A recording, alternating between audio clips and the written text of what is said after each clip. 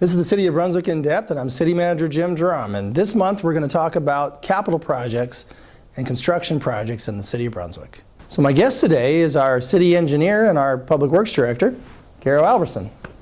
Welcome.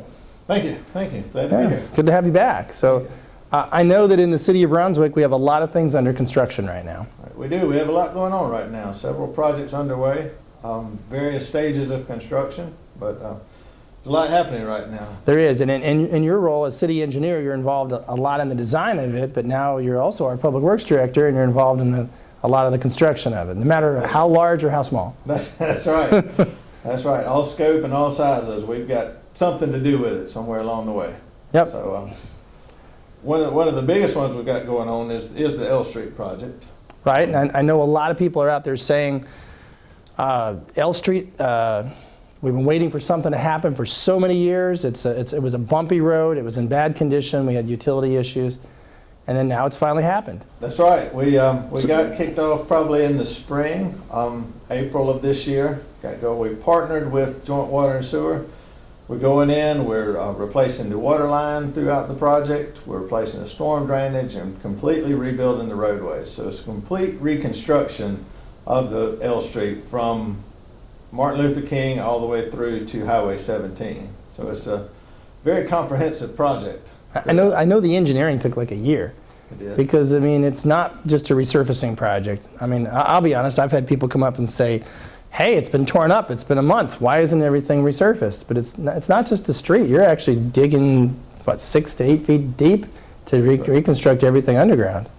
We did. Like I said, we're replacing all of the storm drainage, all the water lines, and a lot of the problems we had out there with that failing roadway would not be resolved through simply resurfacing. You have to go in there to the subgrade of the roadway, to the foundation of the roadway, and build a stable base back so that the roadway will hold up in the long term. So It does take a little longer than just a simple resurfacing, but we'll have a more stable long-term project in the end.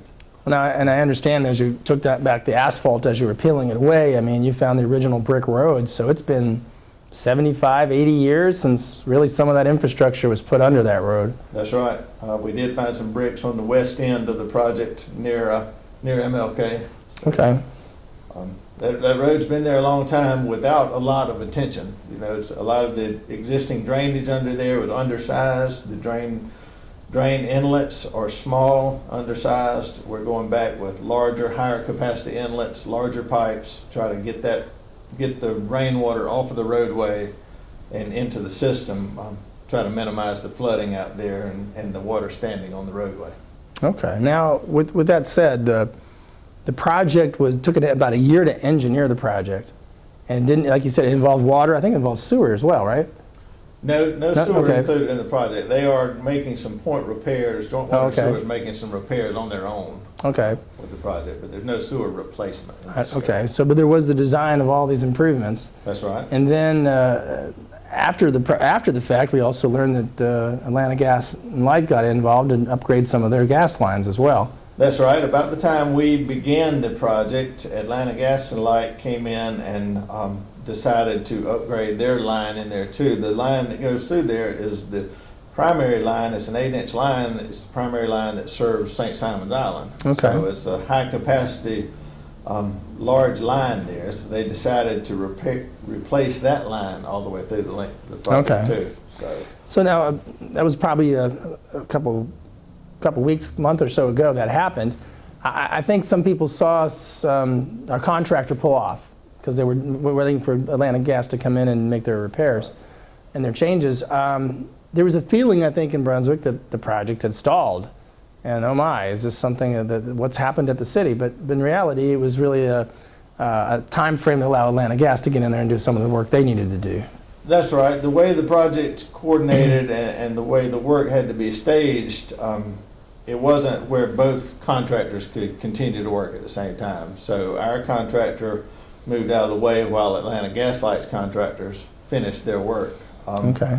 So the perception was probably there that our contractor wasn't working or no work was going on, and actually the gas company's contractor was working, getting their work done. Now that they're finished, our contractor has moved back in. They've completed the water line installation, and they're beginning the storm drainage installation now. Right. Starting working from the west end of the project, moving towards the east.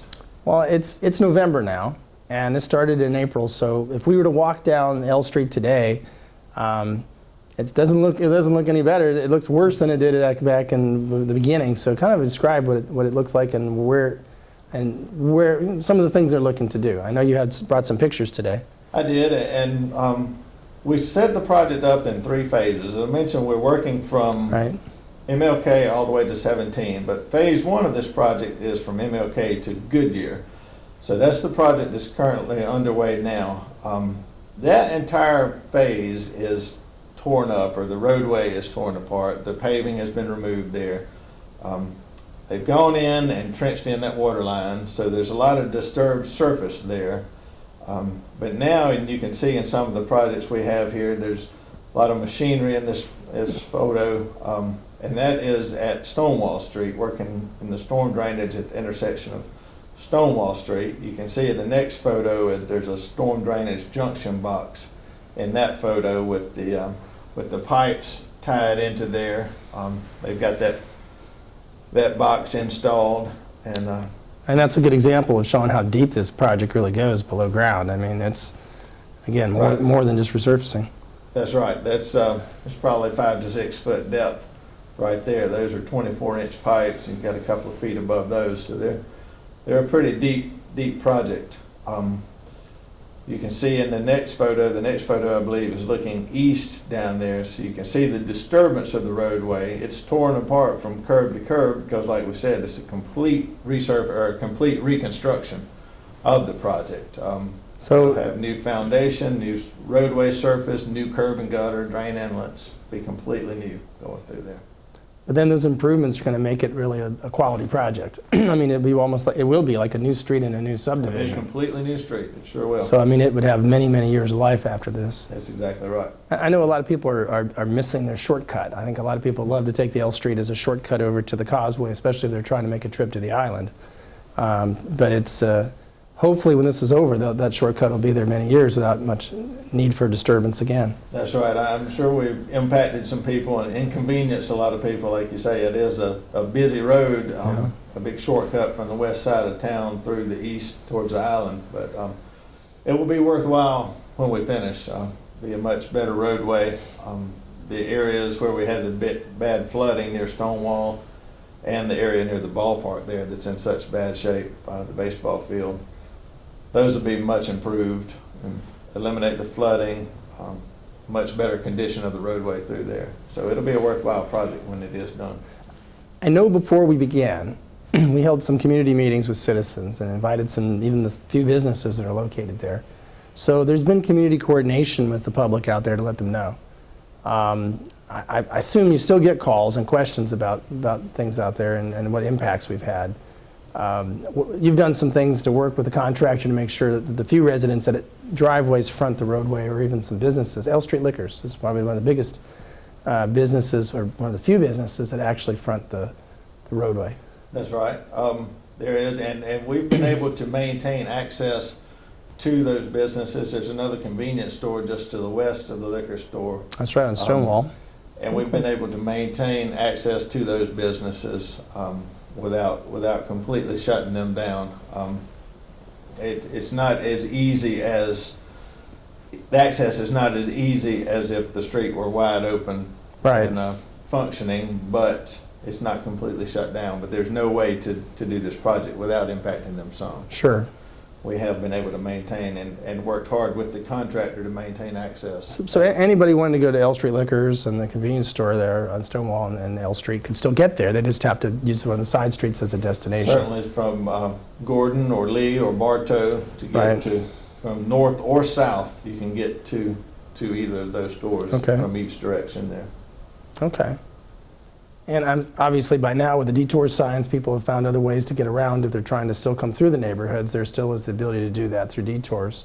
Right. But we would probably recommend that most people that are trying to get around might take one of the more larger roads like Parkwood or Gloucester Street to get around the area. Exactly. We would prefer that through traffic, especially that coming maybe from 341 area, just passing through would, like you say, take a different route. Parkwood, 1st or 4th Street, G Street, north or south of the project. But for just the neighborhood traffic is just getting from one side of L Street to the other. It is passable. You can get through.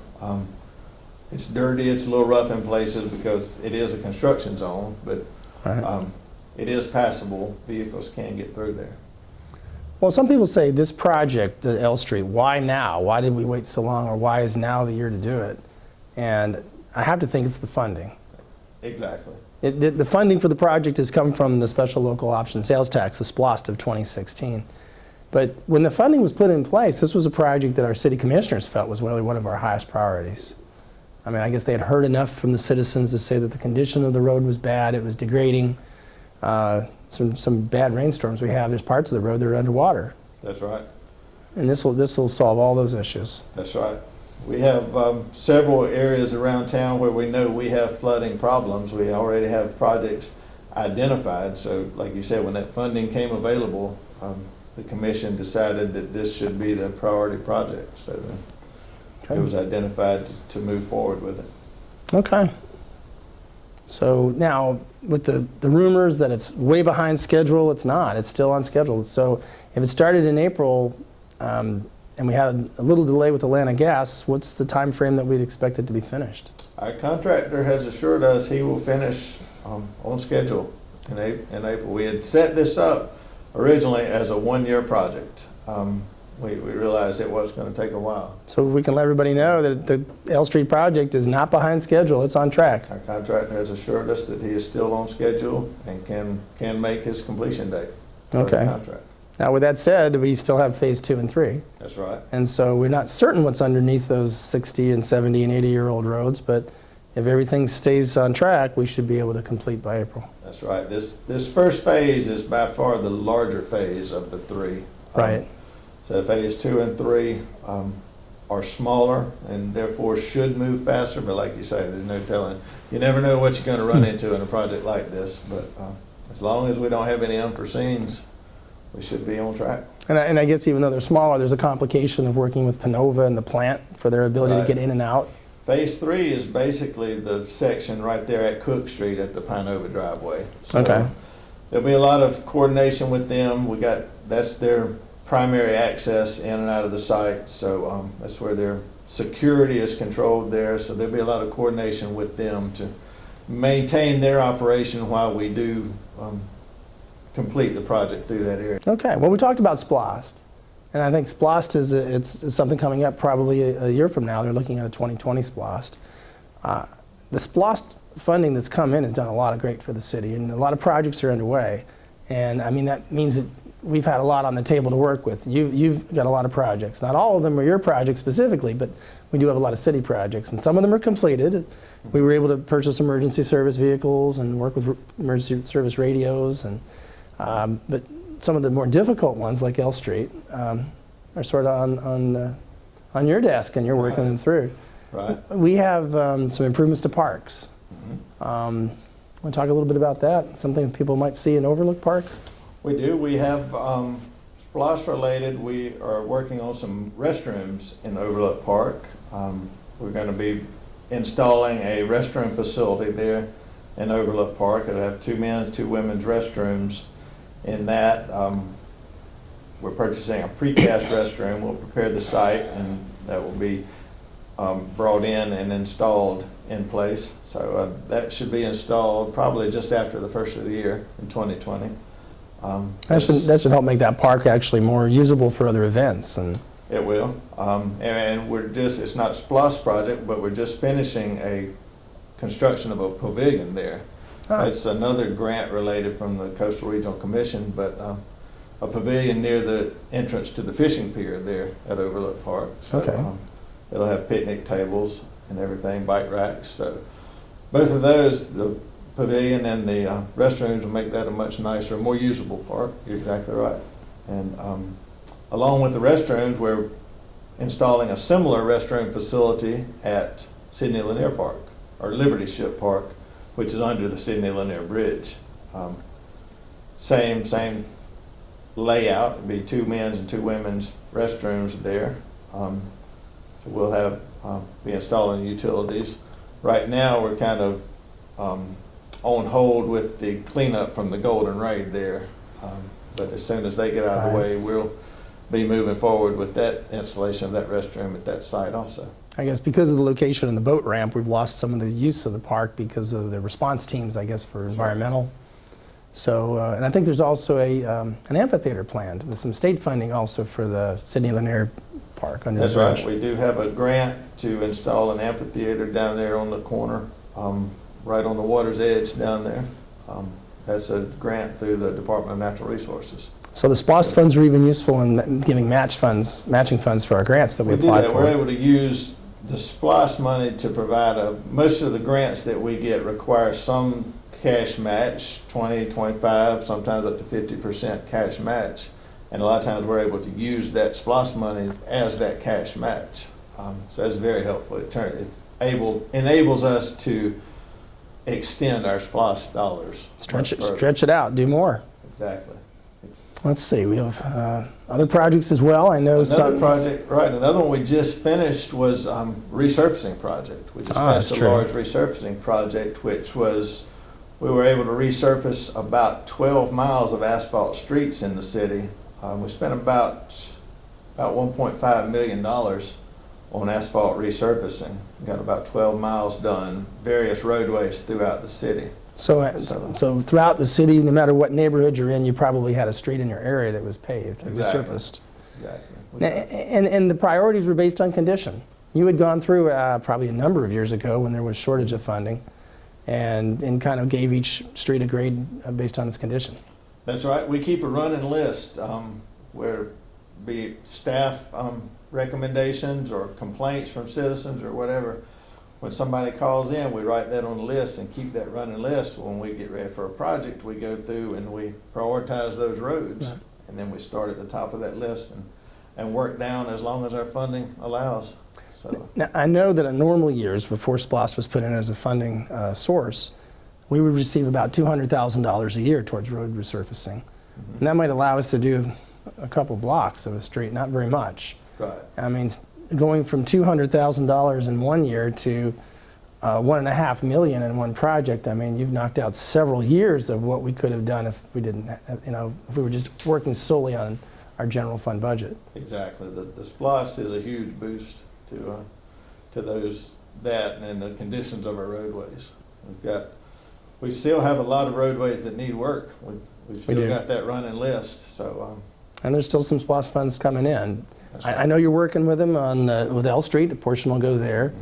You're looking at Magnolia Park, which is another project you're looking at. And then College Park is another one, which I guess is, again, another funded project in engineering. That's right. We're working on the College Park drainage basin. That's a project that we're partnering with the Glenn County on. Drains the College Park neighborhood in the city, as well as several of those neighborhoods up north of Altama to the west of the spur. Those are in the county. All of that drains through the College Park neighborhood and causes some flooding problems. So right now we're designing a new outfall to get that stormwater out a little quicker to minimize the flooding in those areas. But that's a SPLOST funded project also. And we've had some challenges with that one. I mean, first off, it's a difficult project to get water out when you have high tides up on the river, but coming through jurisdictions, we're in the city, we go into the county, then we're in DOT's territory on their right-of-way. We're involved in DNR, so there's a lot of permitting involved. A lot of permitting there, like you mentioned, DOT. It'll be in the DOT right-of-way along the spur. There'll be DNR and EPD permitting because of the marsh impacts there. Mm-hmm. Possibly Corps of Engineers permitting. So there's a lot of hoops to jump through with the different agencies, but we're underway now working on the DNR or DOT permitting side of it to get the DOT right-of-way permit. Okay, so at this point we have the permitting, the engineering, what time frame do we think that the engineering might be ready with permitting? Or is that tough to say, because it's hard to say when the state will actually grant approval? It is. All of it's going to be dependent on their review process and how quickly they review it. We've had a lot of conversations with DOT going into this to talk about what we're trying to do with the project, what they expect to see as far as design and review of the drawings. So hopefully when we do get a presentation in front of them, they will have an idea of what's coming and be able to process it quickly. But Okay. it's very, very dependent on their review schedule. But we're ready for that. That's technically one of our #1 goals as College Park. It has been since before the SPLOST came on board. So I guess if you're a resident in College Park, you need to know that we're still out there, and even the surrounding county neighbors that are there in those adjacent neighborhoods. Cypress Run, I believe. Cypress Run. So if you're a county resident in Cypress Run, we're out there still working these projects jointly with the county government. In the 2016 SPLOST, we received about $13.8 million. The majority of it went to street paving and drainage and sidewalks and trails. And we did mention parks. We do have some other projects. And I guess maybe we should talk about maybe our sidewalks and trails. You've done a lot of work on that in the last couple of years. Right, we have. We've done several sidewalk and trail projects. We have completed the sidewalk or the trail along Highway 17 from the Lanier Bridge all the way to Overlook Park. That's a complete route. A nice concrete trail along the side of 17 for joggers or walkers or bikers. And that one took a while because it had a bunch of different funding sources, if I remember. Yeah, there was several phases of that, like you said, for different funding sources. There was some SPLOST funded segments, there were some different grant funded segments, but Community Development Grant, there was the CRC. So we've had a number of sources for that. But now the trail system's going to grow. There's been a long time, there's been a plan to put a system of trails through the city, but now it's a reality. That's right. We have we're winding up construction also on a Glen Middle School trail, which will give students a walking route from Inez Williams Park down through the Dixville neighborhood into the Glen Middle School area. There's no current good way for them to walk along the front side along Lanier, so this will give them a safe walking path there.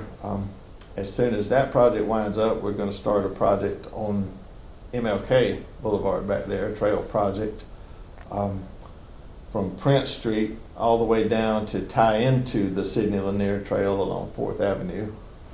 Okay. Part of that trail is under review by DOT right now also, so as soon as they finish their review, we'll be beginning construction on that. So those are some nice trail projects that will be complete shortly after the first of the year. So if you're a student and you want to save route to school, you've got a way to do that. But if you're just wanting to ride your bike as a resident, you have that opportunity as well. That's right. It'll provide a safe route for students, but also a lot of recreation opportunities for the residents of those neighborhoods, for sure. And there's additional money in the trail fund, so I guess you're looking at other future phases that might connect us further north. We are. We would like to bring that MLK trail from Prince all the way on up to Gloucester Street. That right-of-way is very wide along MLK, so True. we'd like to continue that trail at least on up to Gloucester and maybe ultimately follow on up MLK to Altama, maybe to connect the college. Maybe make a route to get college students into the downtown area. And I know that's been a long time in the planning to say how can we provide a safe route for the college students. So, obviously a population that is more likely to get out on bicycles and maybe make their way around Brunswick. So it's exciting. We're able to take these funds and do a lot of good things. There is a lot going on, a lot of projects. And I know that was a little tougher. The fire station was built in 1939, so it's an historical red brick building. I think a lot of people are familiar with it.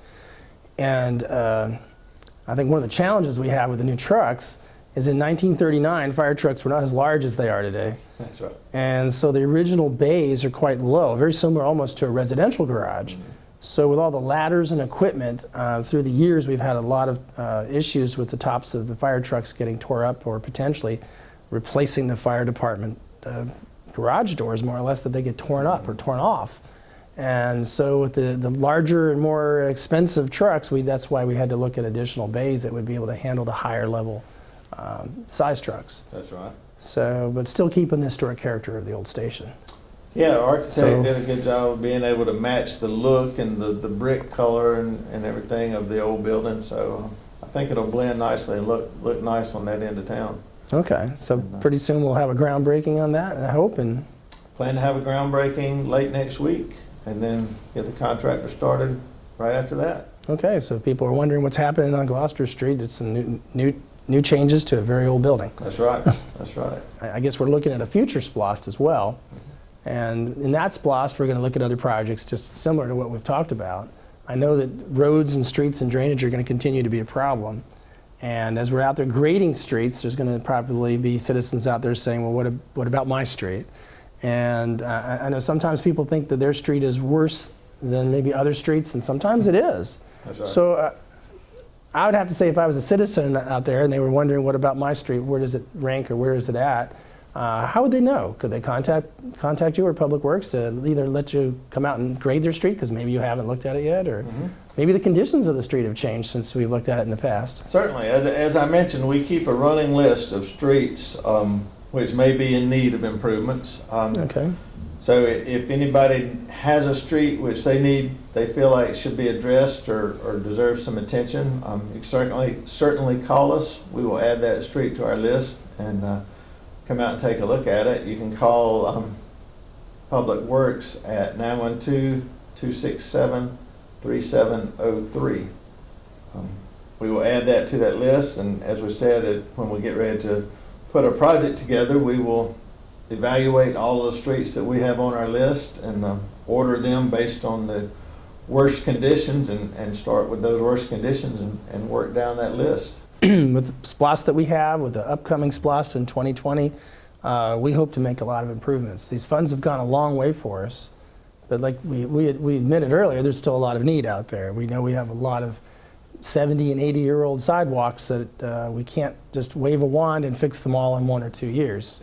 But That's right. we're systematically taking that list and taking the ones in worst condition and making them better. That's right. Sidewalks, roadways, as we mentioned, and storm drainage. All of that infrastructure is very old, and so we've identified several projects in each of those categories that need attention. So if we get the funding going forward, we will prioritize those projects and begin design and hopefully be able to move forward with those. Well, great. I think we've made a lot of improvements in the last few years. And I think we've jumped ahead because we had that additional funding to make a difference. So it certainly helps. So it'll allow us to get ahead on especially our roadways. It allows us to get out ahead of it, and then we can focus on maintenance and make those roadways last longer than constantly trying to play catch up. right. So. And it's important for the residents and the businesses of Brunswick, but it's also for our other county residents.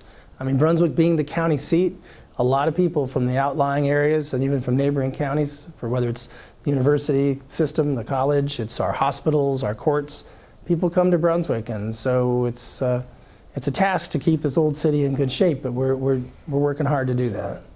So, well, thank you very much. I appreciate having you today. Thanks for having me. Good talking with you. Yes, sir. Well, on today's show, we learned a lot about some of the improvements that are happening in Brunswick over the last few years. We've been able to make a big difference because the voters of Glynn County voted for the 2016 SPLOST. And those funds have made a big difference again in our community, allowing us to improve our parks, our drainage, our roadways. Some improvements are visible now today as you drive throughout the streets of Brunswick, but others are still on the way. They're in planning, they're in engineering, or they're under construction. So keep watching. Brunswick's going to be getting better and brighter every day.